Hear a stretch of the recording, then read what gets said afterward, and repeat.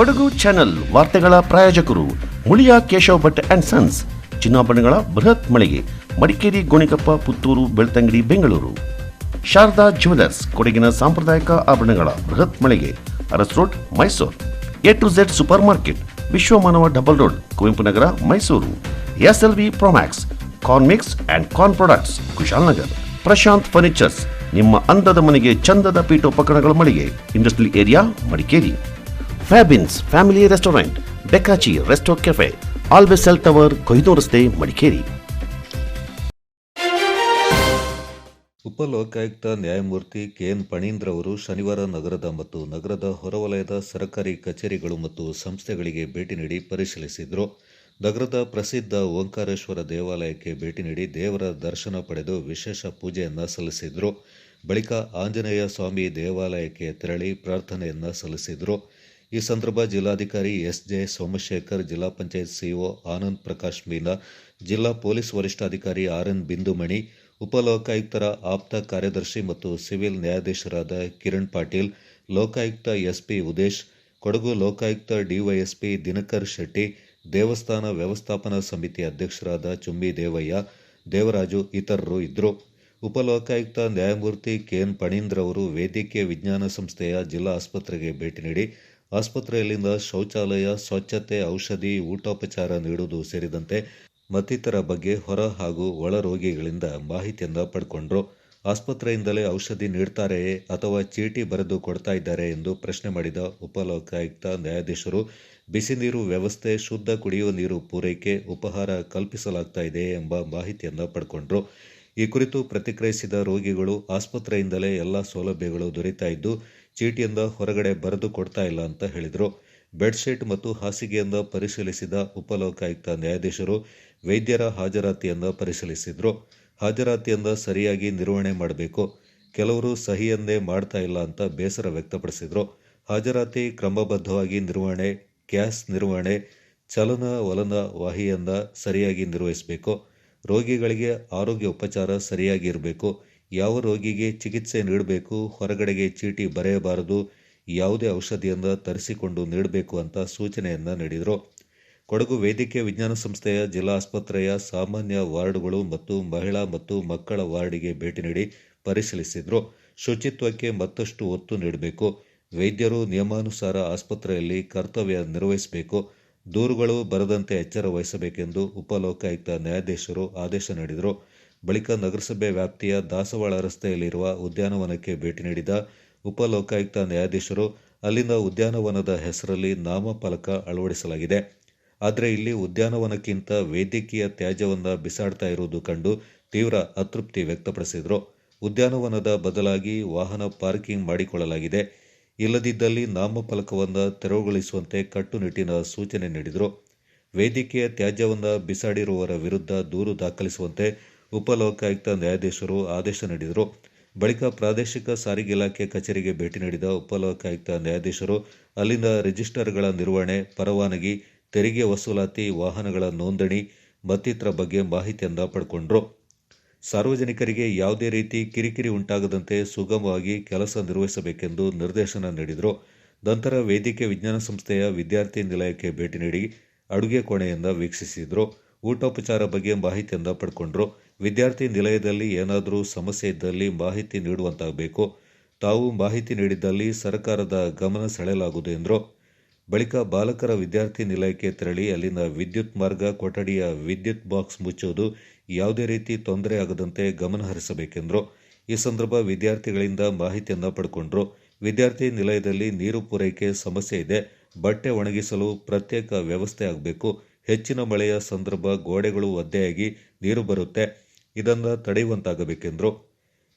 ವಿದ್ಯಾರ್ಥಿಗಳಿಗೆ ಗ್ರಂಥಾಲಯ ಮತ್ತಿತರ ಸೌಲಭ್ಯ ಬಗ್ಗೆ ಮಾಹಿತಿಯನ್ನು ಪಡ್ಕೊಂಡ್ರು. ಆಟವಾಡಲು ಮೈದಾನದ ವ್ಯವಸ್ಥೆ ಆಗಬೇಕೆಂದು ವಿದ್ಯಾರ್ಥಿಗಳು ಕೋರಿದರು. ಸರ್ಕಾರದ ಗಮನಕ್ಕೆ ತಂದು ತಮ್ಮ ಎಲ್ಲ ಬೇಡಿಕೆಗಳನ್ನು ಈಡೇರಿಸಲು ಪ್ರಯತ್ನಿಸಲಾಗುವುದೆಂದರು. ನಗರದ ಕೊಡಗು ವೈದ್ಯಕೀಯ ವಿಜ್ಞಾನ ಸಂಸ್ಥೆಯ ಮಹಿಳಾ ಮತ್ತು ಮಕ್ಕಳ ವಿಭಾಗದ ಬಳಿ ನೂತನವಾಗಿ ಆರಂಭಿಸಲಾಗಿರುವ ಆಧುನಿಕ ಪಾಕಶಾಲಾ ಕೊಠಡಿಯನ್ನು ಶಾಸಕರಾದ ಎಸ್ ಪೊನ್ನಣ್ಣ ಹಾಗೂ ಡಾಕ್ಟರ್ ಮಂತ್ರಗೌಡ ಅವರು ಶನಿವಾರ ಉದ್ಘಾಟಿಸಿದರು. ಈ ಸಂದರ್ಭ ಮಡಿಕೇರಿ ನಗರಾಭಿವೃದ್ಧಿ ಪ್ರಾಧಿಕಾರದ ಅಧ್ಯಕ್ಷರಾದ ರಾಜೇಶ್ ಯಲ್ಲಪ್ಪ, ವಿಧಾನ ಪರಿಷತ್ನ ಮಾಜಿ ಸದಸ್ಯರಾದ ವೀಣಾ ಅಚ್ಚಯ್ಯ, ಪ್ರಮುಖರಾದ ತೆನ್ನಿರ ಮೈನಾ, ಪ್ರಕಾಶಾಚಾರ್ಯ, ಜಗದೀಶ್, ಹೊಸೂರು ಸೂರಜ್, ಮೋಹನ್ ಮತ್ತಿತರರು ಪಾಲ್ಗೊಂಡಿದ್ದರು. ಈ ಸಂದರ್ಭ ಉಪಲೋಕಾಯುಕ್ತ ನ್ಯಾಯಮೂರ್ತಿ ಕೆಎನ್ ಫಣೀಂದ್ರ ಮತ್ತು ಶಾಸಕರಾದ ಎಎಸ್ ಪೊನ್ನಣ್ಣವರು ಮುಖಾಮುಖಿಯಾಗಿ ಚರ್ಚೆಯನ್ನು ನಡೆಸಿದರು.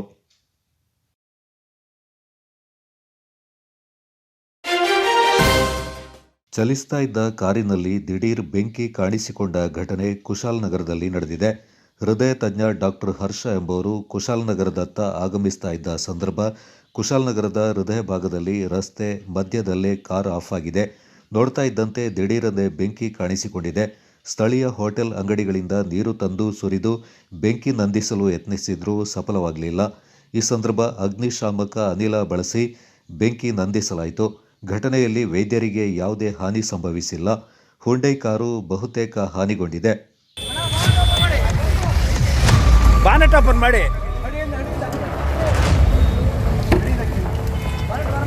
ನೋಡಿ, ಕುಶಾಲನಗರ, ಕೊಡಗಿನ ಕುಶಾಲನಗರದಲ್ಲಿ ಕುಶಾಲನಗರದ ಗಣಪತಿ ಸರ್ಕಲ್ನಲ್ಲಿ ಇದ್ದಕ್ಕಿದ್ದಂತೆ ಬೆಂಕಿ.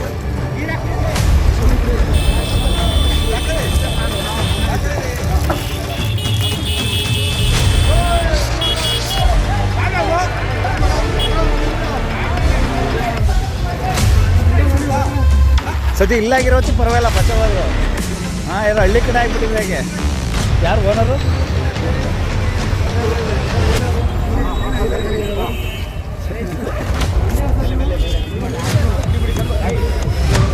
ಎಲ್ಲಿ ಸರ್? ನೀವು ಡಾಕ್ಟ್ರಾ? ಎಲ್ಲಿ? ಇಲ್ಲೇನಾ? ಏನು ಹೆಸರು ಸರ್? ಸರ್ ಇದ್ದಕ್ಕಿದ್ದಂಗೆ ಆಗಿದ್ದ? ಟೌನ್ ಹಳ್ಳಿಲಾಗಿದ್ರೆ ಕಷ್ಟ ಆಗ್ಬಿಡುತ್ತೆ. ಇದರ ಓನರ್ ಡಾಕ್ಟರ್ ಹರ್ಷ.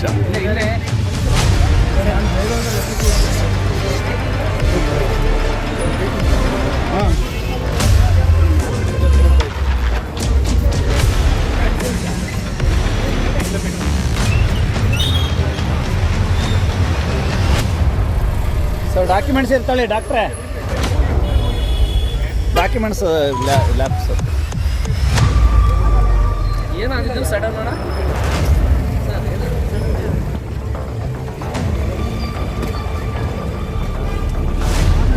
ಅದು ಇದ್ದಕ್ಕಿದ್ದಂಗೆ ಇದಾಗ್ಬಿಟ್ಟು. ಹಾಂ, ಅದು ಇವರ ಇದಾಕಿರೋದು.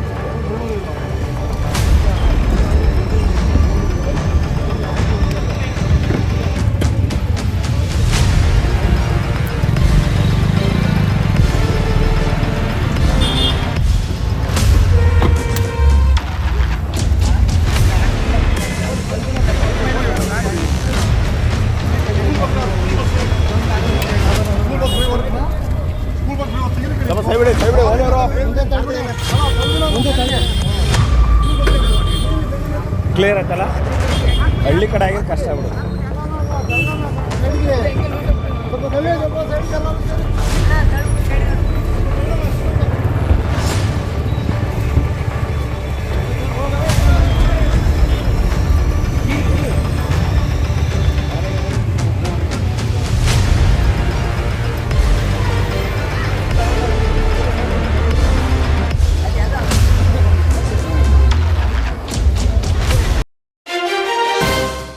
ಕೊಡಗು ಜಿಲ್ಲೆಯಾದ್ಯಂತ ಕನ್ನಡ ನಾಡು ನುಡಿ ಹಾಗೂ ಕನ್ನಡಿಗರ ಸಾರ್ವಭೌಮತ್ವದ ರಕ್ಷಣೆಗಾಗಿ ಮತ್ತು ಸರ್ಕಾರದ ಅಧಿಕೃತ ಕಾಯ್ದೆಯನ್ನು ತಳಮಟ್ಟದಲ್ಲಿ ಕಟ್ಟುನಿಟ್ಟಾಗಿ ಜಾರಿಗೊಳಿಸುವಂತೆ ಒತ್ತಾಯಿಸಿ ಕರ್ನಾಟಕ ರಕ್ಷಣಾ ವೇದಿಕೆ ಸ್ವಾಭಿಮಾನಿ ಬಣ ಜಿಲ್ಲಾ ಪಂಚಾಯತ್ ಕಚೇರಿಯಲ್ಲಿ ಮನವಿ ಪತ್ರವನ್ನು ಸಲ್ಲಿಕೆ ಮಾಡಿದೆ.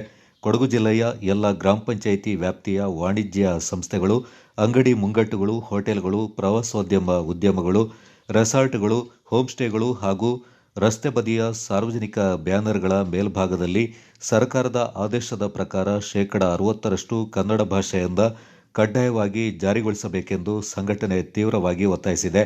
ಜಿಲ್ಲಾ ಪಂಚಾಯಿತಿ ಮುಖ್ಯ ಕಾರ್ಯನಿರ್ವಹಣಾಧಿಕಾರಿಗಳು ತುರ್ತು ಸಭೆಯಲ್ಲಿದ್ದ ಕಾರಣ ಜಿಲ್ಲಾ ಪಂಚಾಯಿತಿ ಉಪಕಾರ್ಯದರ್ಶಿ ಅಬ್ದುಲ್ ನಬಿ ಅವರಿಗೆ ಕರವೇ ಸ್ವಾಭಿಮಾನಿ ಬಣದಿಂದ ಮನವಿ ಪತ್ರವನ್ನು ಹಸ್ತಾಂತರ ಮಾಡಲಾಯಿತು. ಈ ಸಂದರ್ಭ ಸ್ವಾಭಿಮಾನಿ ಬಣದ ಜಿಲ್ಲಾಧ್ಯಕ್ಷ BA ಫ್ರಾನ್ಸಿಸ್ ಡಿಸೋಜಾ, ಜಿಲ್ಲಾ ಉಪಾಧ್ಯಕ್ಷರಾದ ರಾಜಶೇಖರ್ ಗೌಡ ಮತ್ತಿತರ ಪ್ರಮುಖರು ಪಾಲ್ಗೊಂಡಿದ್ದರು. ಕರ್ನಾಟಕ ರಕ್ಷಣಾ ವೇದಿಕೆ ಸ್ವಾಭಿಮಾನಿ ಬಣದಿಂದ ಬಂದಿದ್ದೀವಿ. ಜಿಲ್ಲಾಧ್ಯಕ್ಷರಾಗಿ ಕಾಂಟ್ರಿಬ್ಯೂಟ್ ಜಿಲ್ಲಾ ಉಪಾಧ್ಯಕ್ಷರಾಗಿ ರಾಷ್ಟ್ರಪತಿ ಕುಶಾಂತ್ ತಾಲೂಕಾಧ್ಯಕ್ಷ ಶಿವ ಅವರು, ಮಹಿಳಾ ಜಿಲ್ಲಾಧ್ಯಕ್ಷರಾಗಿ ನಾನು ತಾಲೂಕು ಉಪಾಧ್ಯಕ್ಷ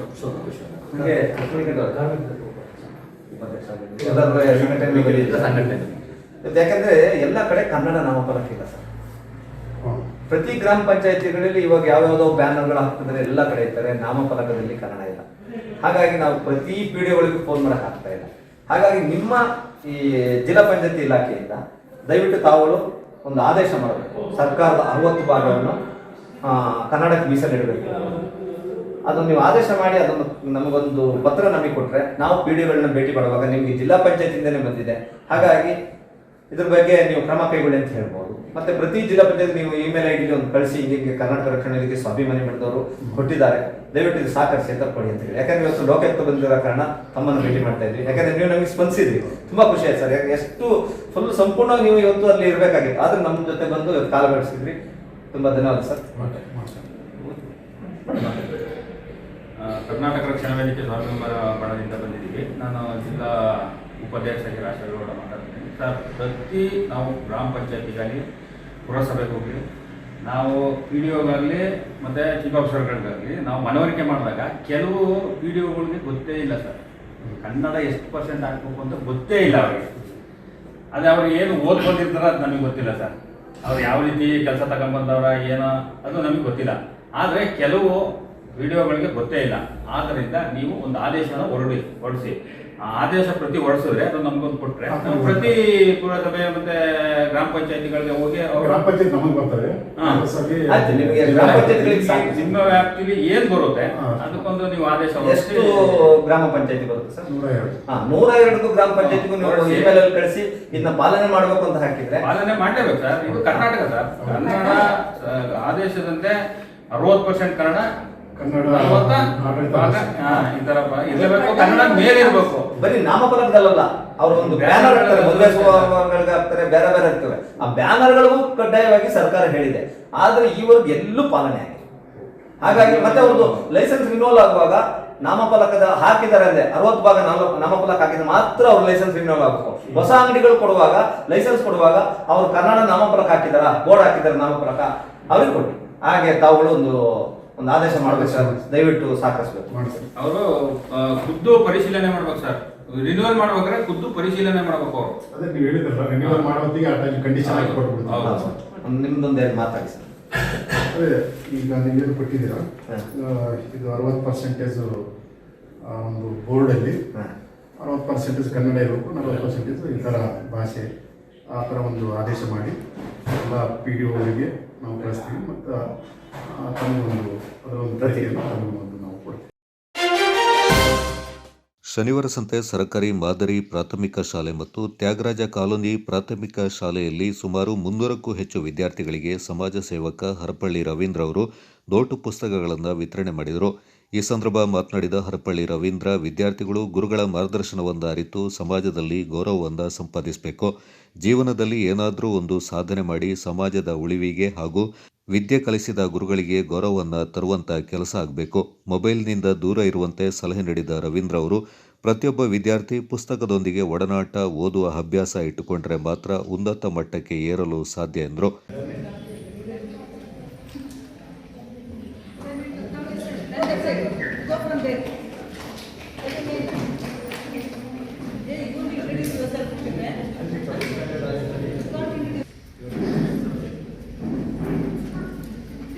ವಿರಾಜಪೇಟೆದ 2 ಶಾಲೆಗಳಿಗೆ ಮತ್ತೆ ಸಂಪಾಜೆ, ಕುಶಾಲನಗರ, ಶಾಂತಳ್ಳಿ ಮತ್ತು ಇನ್ನಿತರ ಅನೇಕ ಶಾಲೆಗಳಿಗೆಲ್ಲ ಬುಕ್ಸ್ಗಳನ್ನ ಬರೆಯುವ ಬುಕ್ಸ್ಗಳನ್ನ ಕೊಟ್ಟಿದೆ.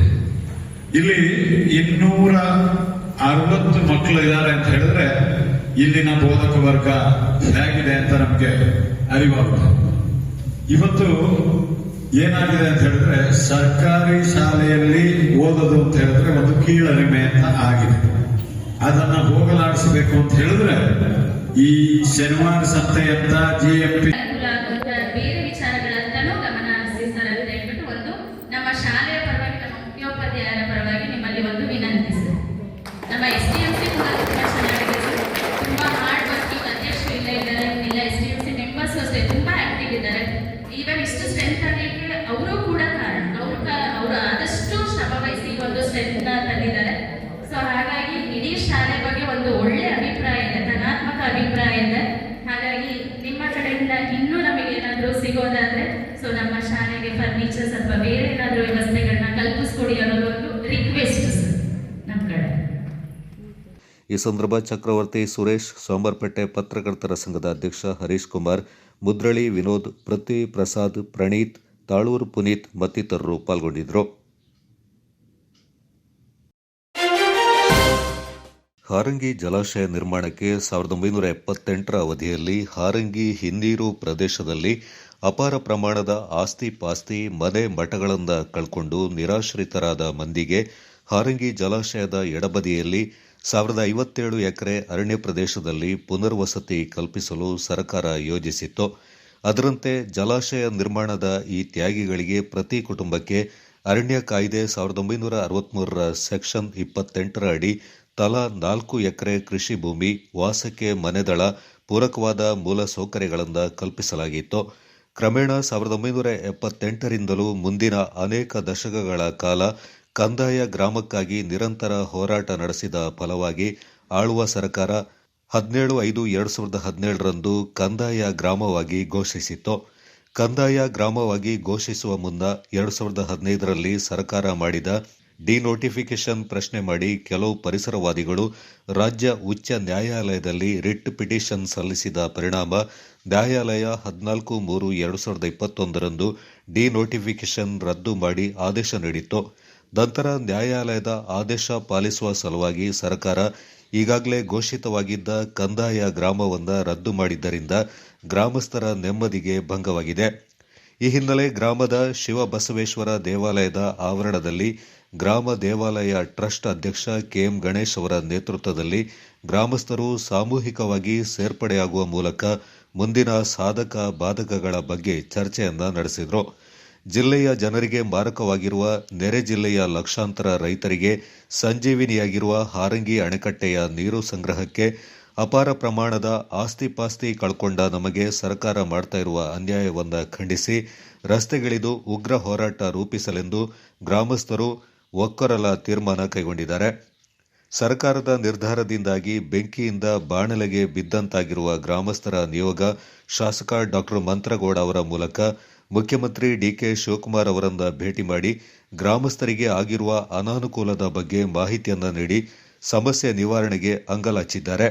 ಕಂದಾಯ ಗ್ರಾಮದಿಂದ ಎಡವನಾಡು ಗ್ರಾಮವನ್ನು ಮುಕ್ತಗೊಳಿಸಿದ ಸರ್ಕಾರದ ಕ್ರಮದ ಬಳಿಕ ಈ ಮಧ್ಯೆ ಸೋಮವಾರಪೇಟೆ ತಹಶೀಲ್ದಾರ್ ಅವರಿಗೆ ಪತ್ರ ಬರೆದಿರುವ ಅರಣ್ಯ ಇಲಾಖೆಯ ಉಪ ಅರಣ್ಯ ಸಂರಕ್ಷಣಾಧಿಕಾರಿ ಹಾರಂಗಿ ಜಲಾಶಯದ ಎಡ ಮತ್ತು ಬಲಬದಿಯ ಎಡವನಾಡು ಹಾಗೂ ಹತ್ತೂರು ಗ್ರಾಮಗಳ ಮೀಸಲು ಅರಣ್ಯದ ಅಧಿಸೂಚಿತ ವಿಸ್ತೀರ್ಣ 6870.92 ಎಕರೆ ಇದ್ದು ಸದರಿ ಜಾಗವು ಮೀಸಲು ಅರಣ್ಯವಾಗಿ ಮುಂದುವರೆದಿರುವುದರಿಂದ ಈ ಪ್ರದೇಶದಲ್ಲಿ ಅನಧಿಕೃತವಾಗಿ ಒತ್ತುವರಿ ಮಾಡಿಕೊಂಡಿರುವ ಒತ್ತುವರಿದಾರರಿಗೆ ಮತ್ತು ಇತರೆ ಮಂಜೂರಾತಿ ಕೋರುವ ಅರ್ಜಿದಾರರಿಗೆ ಯಾವುದೇ ಭೂ ಮಂಜೂರಾತಿಗೆ ಅವಕಾಶ ಇರೋದಿಲ್ಲ ಹಾಗೂ ಈ ಎರಡು ಗ್ರಾಮಗಳ ಖಾಸಗಿ ಜಾಗವನ್ನು ಭೂ ಪರಿವರ್ತನೆ ಮಾಡಬಾರದು ಅಂತ ನಿರ್ದೇಶನ ನೀಡಲಾಗಿದೆ.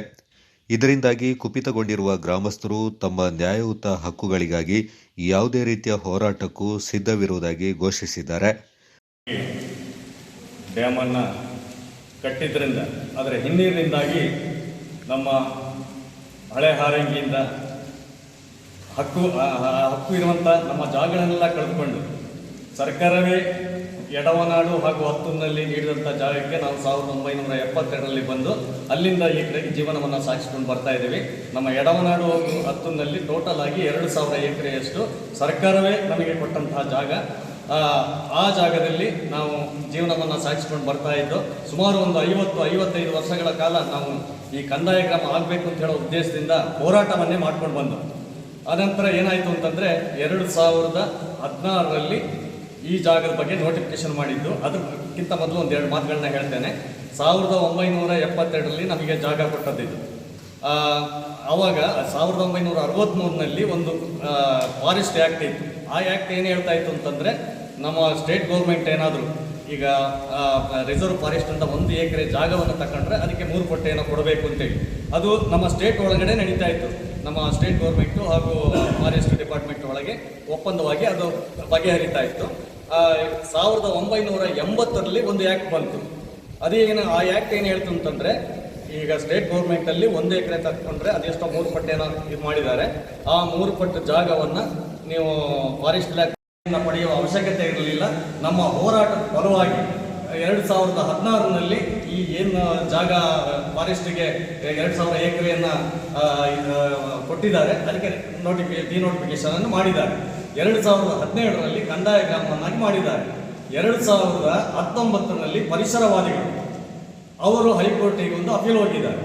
ಅಲ್ಲಿ ಹೈಕೋರ್ಟ್ನಲ್ಲಿ ಈ ಜಡ್ಜ್ಮೆಂಟಲ್ ಆಗಿ 2021ರಲ್ಲಿ ಒಂದು ಕಾನೂನು ನಮಗೆ ಕಂದಾಯ ಗ್ರಾಮ ಇದು ಕ್ಯಾನ್ಸಲ್ ಆಗಿದೆ, ರದ್ದುಪಡಿಸಲಾಗಿದೆ ಅಂತ ಹೇಳುವಂಥ ಒಂದು ಆರ್ಡರನ್ನು ಇದು ಮಾಡಿದ್ದಾರೆ. ಅದು ಫಸ್ಟ್ ಬೆಂಚಲ್ಲಿ ಇದಾಗಿದೆ.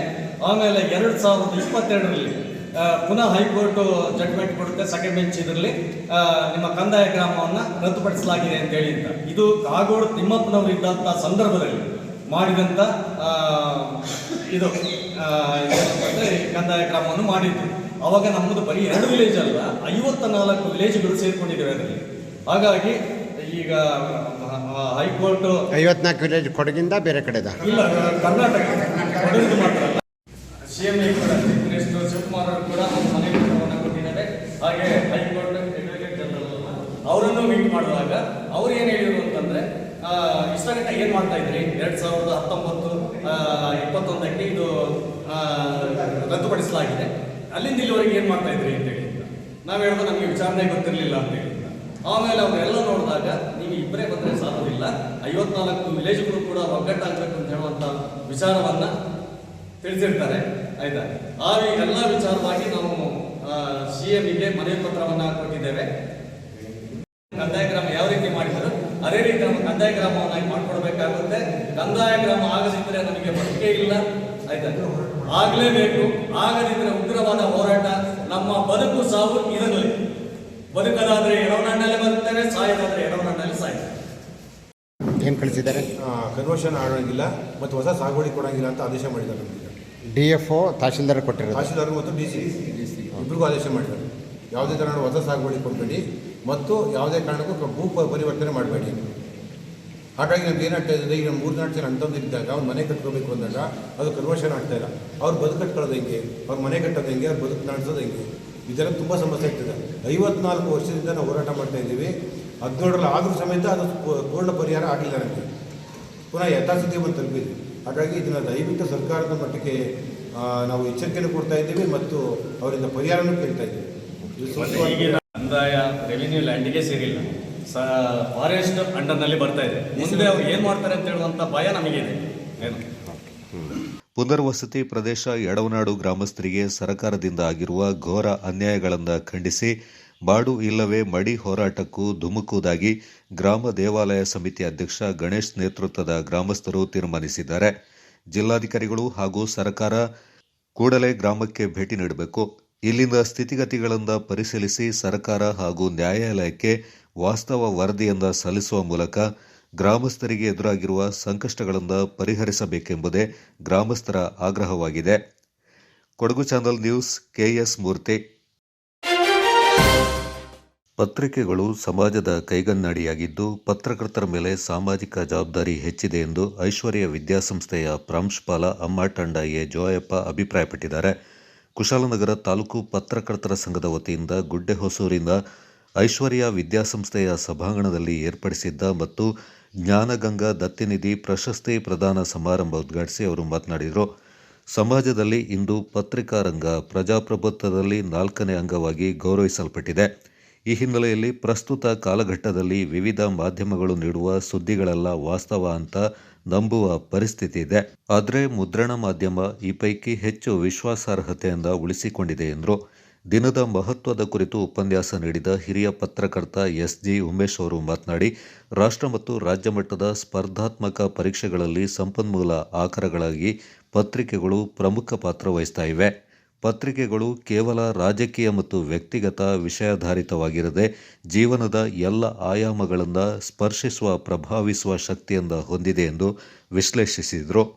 ಶಾಲಾ ಕಾಲೇಜು ಹಂತದಲ್ಲಿ ಪಠ್ಯಪುಸ್ತಕಗಳ ಹುಳುಗಳಾಗದೆ ಪಠ್ಯೇತರ ಚಟುವಟಿಕೆಗಳಲ್ಲಿ ಪ್ರಮುಖವಾಗಿ ಶಾಲಾ ಗ್ರಂಥಾಲಯಗಳಿಂದ ಅತ್ಯಂತ ಪರಿಣಾಮಕಾರಿಯಾಗಿ ಬಳಸಿಕೊಂಡು ಜೀವನದಲ್ಲಿ ಪ್ರಭಾವಶಾಲಿ ವ್ಯಕ್ತಿತ್ವವನ್ನು ರೂಪಿಸಿಕೊಳ್ಳಬೇಕೆಂದು ಕರೆ ನೀಡಿದರು. ಕೌಶಲ್ಯಗಳ ಅಭಿವೃದ್ಧಿಗೆ ಶಿಕ್ಷಣದ ಹಂತದಲ್ಲೇ ಕಾಳಜಿ ವಹಿಸುವಂತೆ ತಿಳಿಸಿದರು. ಪ್ರಾಸ್ತಾವಿಕವಾಗಿ ಮಾತನಾಡಿದ ಕೊಡಗು ಪತ್ರಕರ್ತರ ಸಂಘದ ಅಧ್ಯಕ್ಷ ಅನಿಲ್ ಹೆಚಟಿ, ಕನ್ನಡದ ಮೊದಲ ಪತ್ರಿಕೆ ಮಂಗಳೂರು ಸಮಾಚಾರದಿಂದ ಹಿಡಿದು ಪ್ರಸ್ತುತ ಪತ್ರಿಕೋದ್ಯಮದ ಬೆಳವಣಿಗೆ ಬಗ್ಗೆ ಮಾಹಿತಿಯನ್ನು ನೀಡಿ, ಸುದ್ದಿ ಇಲ್ಲದ ಪ್ರಪಂಚ ಶೂನ್ಯ ಅಂತ ಹೇಳಿ, ಎಷ್ಟೇ ಡಿಜಿಟಲೀಕರಣ ಆದರೂ ಕೂಡ ಮುದ್ರಣ ಮಾಧ್ಯಮಕ್ಕೆ ಅಳಿವಿಲ್ಲ ಅಂತ ಪ್ರತಿಪಾದಿಸಿದರು. ಮುಖ್ಯ ಅತಿಥಿಯಾಗಿ ಪಾಲ್ಗೊಂಡಿದ್ದ ಸುಂಟಿಕೊಪ್ಪ ಗ್ರಾಮ ಪಂಚಾಯತ್ನ ಮಾಜಿ ಅಧ್ಯಕ್ಷ PR ಸುನಿಲ್ ಕುಮಾರ್ ಮತ್ತು ಸುಂಟಿಕೊಪ್ಪ ಹೋಬಳಿ ಕನ್ನಡ ಸಾಹಿತ್ಯ ಪರಿಷತ್ನ ಅಧ್ಯಕ್ಷ PF ಸಬಾಸ್ಟಿನ್ ಮಾತನಾಡಿದರು. ಪ್ರಶಸ್ತಿ ಪ್ರದಾನ ಕಾರ್ಯಕ್ರಮದಲ್ಲಿ ಜ್ಞಾನಗಂಗಾ ದತ್ತಿನಿಧಿ ಪ್ರಶಸ್ತಿಯಿಂದ ಹಿರಿಯ ಪತ್ರಕರ್ತ MB ವಿನ್ಸೆಂಟ್ ಅವರಿಗೆ ಗಣ್ಯರು ಪ್ರದಾನ ಮಾಡಿ ಗೌರವಿಸಿದರು. ಕಾರ್ಯಕ್ರಮದಲ್ಲಿ ತಾಲೂಕು ಘಟಕದ ಅಧ್ಯಕ್ಷ BC ದಿನೇಶ್, ಕೊಡಗು ಪತ್ರಕರ್ತರ ಸಂಘದ ಖಜಾಂಚಿ ಸಂತೋಷ್ ಟೀಕೆ, ತಾಲೂಕು ಸಂಘದ ಉಪಾಧ್ಯಕ್ಷ ನವೀನ್ ಚಿಂಡಪ್ಪ, ಖಜಾಂಚಿ KS ಅನಿಲ್ ಕುಮಾರ್, ಗೌರವ ಸಲಹೆಗಾರ K ತಿಮ್ಮಪ್ಪ, ನಿರ್ದೇಶಕ ಗುಡ್ಡೆಮನೆ ವಿಶ್ವಕುಮಾರ್ ಪಾಲ್ಗೊಂಡಿದ್ದರು.